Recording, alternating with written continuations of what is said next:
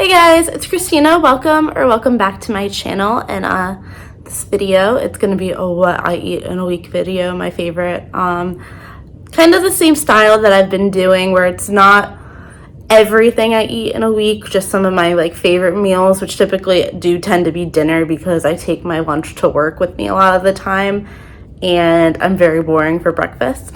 I'm really trying to find a week where I can kind of actually do a true what I eat in a week, boring breakfast and all, but maybe try to push myself to be a little bit more exciting for breakfast to make some more interesting content for you. But until then, you'll have my dinner recipes and some other miscellaneous things. Just gonna give a heads up, I did this voiceover for this video while I was waiting in the queue for the Taylor Swift Eras tour. Almost called it Errors, which isn't wrong because there were a lot of errors that went into how Ticketmaster handled the whole thing. I'm still salty. The whole thing's very fresh for me. But anyway, without further ado, oh wait, did I get to my point? My point is I did the voiceover while I was in the queue for that, trying to get tickets for that tour. Did not go well. I was getting flustered with the queue. I was getting flustered doing the voiceover, but I just went through it. My cat started screaming at me halfway through, so it's kind of a mess. C'est la vie. At least such is my life. But anyway, I don't know how to say that in Latin. But without further ado, to the food. I lied, not to the food.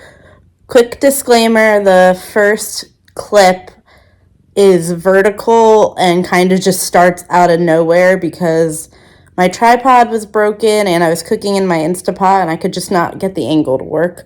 So it's just kind of crazy. But it is a chickpea curry that I made in the Instapot for some context. Okay, now to the food.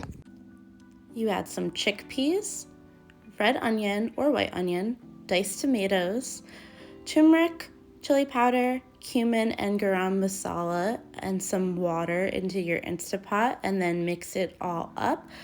You could also add cumin seeds and a chili pepper if you have, but I didn't. And I was also supposed to add garlic, and I forgot.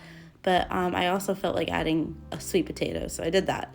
And then you just put it in your Instapot, cook it on manual for, I can't remember how long, but it'll be in the recipe below.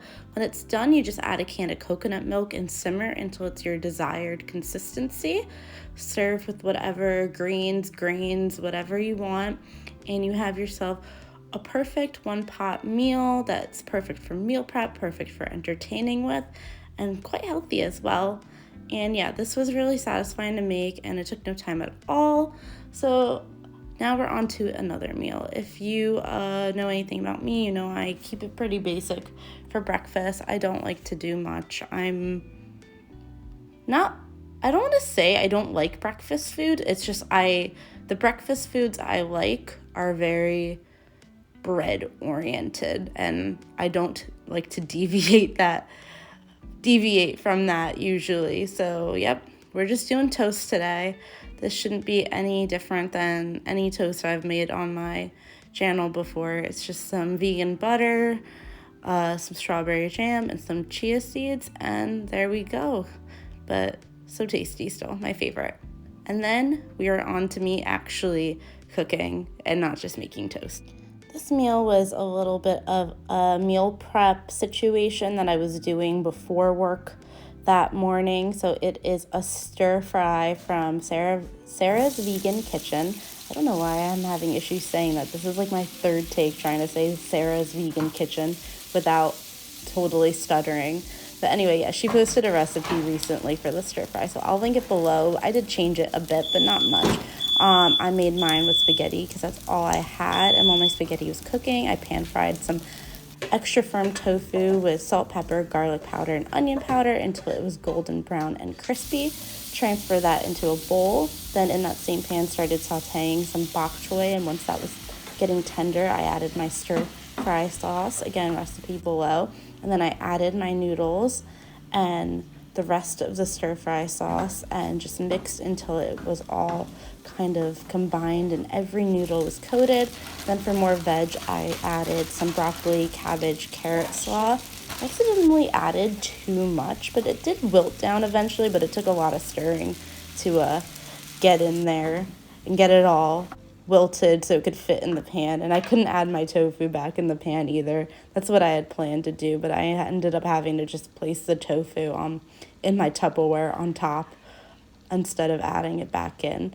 But yeah, once I finished, I kind of seasoned it more to my taste. I think I added some extra soy sauce, some extra sesame oil, stuff like that, until it tasted just how I wanted it. And this was so good. I highly recommend it. Definitely check our recipe out below. And this was actually one of my first times I've ever just pan fried extra firm tofu, and it was so delicious.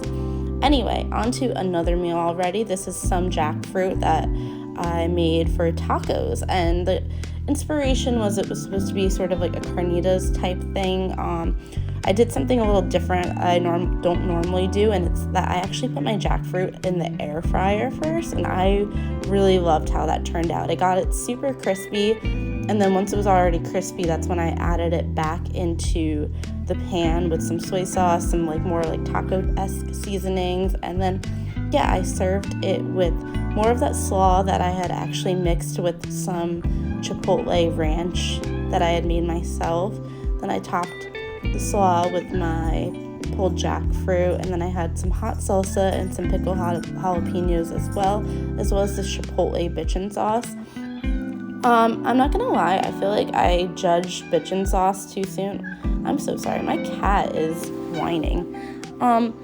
I thought it was kind of overrated, but it's really, really good on things and really versatile. And I know that's not a new opinion in the slightest, because all of YouTube, especially vegan YouTube, is obsessed with bitchin sauce, but I'm fully on it now.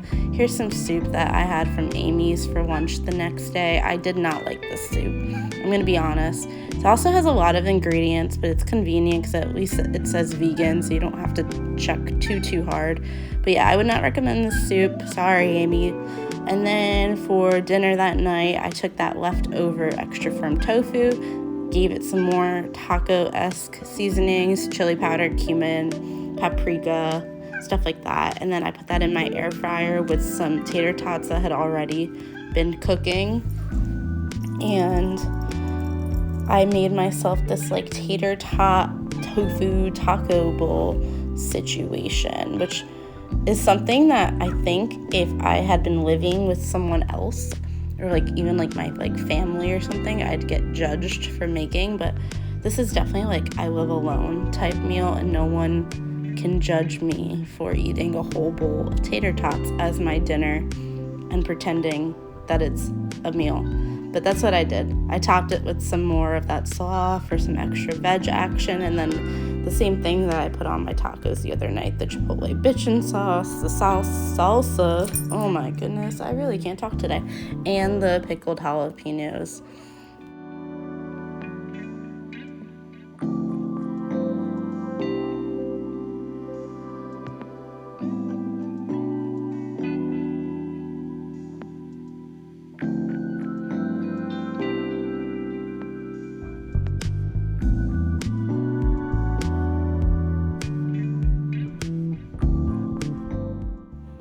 Amy had to come back with this rice and bean burrito that I ate for dinner on a Friday night before I went to a concert. It was pretty tasty, but I've also had it before, so I knew it would be tasty. But anyway, come back for Amy. She's at 1-1. And then we're on to another dinner. This was a dinner that I made with a friend, and I'm going to say I made with a friend very loosely because I did not actually put that much effort in. So it's a lot of me just filming him making the food. But to start off with, he had already made this focaccia dough before he came over, and then he just transferred it into this pan that he had already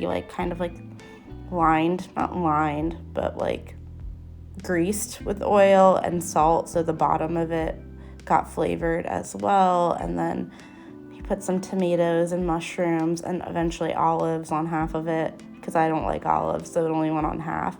And then with the rest of the vegetables, we just simply sauteed them and added some spinach. And this was all actually gonna go into like a spaghetti squash boat.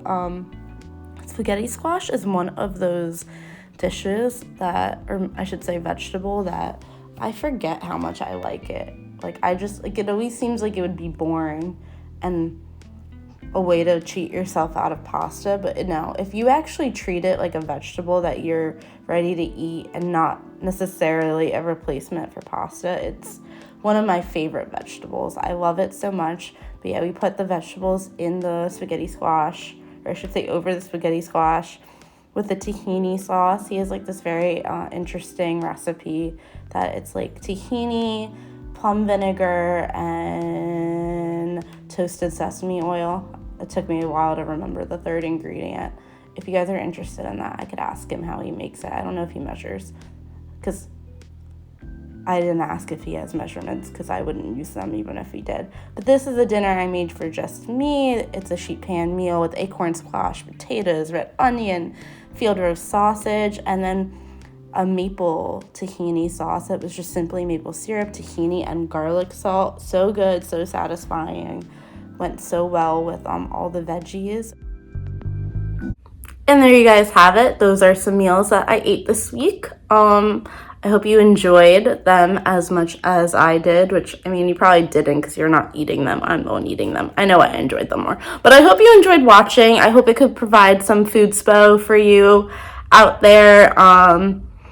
If anyone's watching and they had good luck getting Taylor Swift tickets, I'm so jealous, but I wish you the best as well. And for anyone who's in the same boat as me and didn't get tickets, we can commiserate together. But until then, I hope you guys have a great Thanksgiving, because I don't think I'll be posting until after then. Maybe I will. I'm not sure. Have a good day, good night, good week, good whatever, and I'll see you next time. Bye, guys.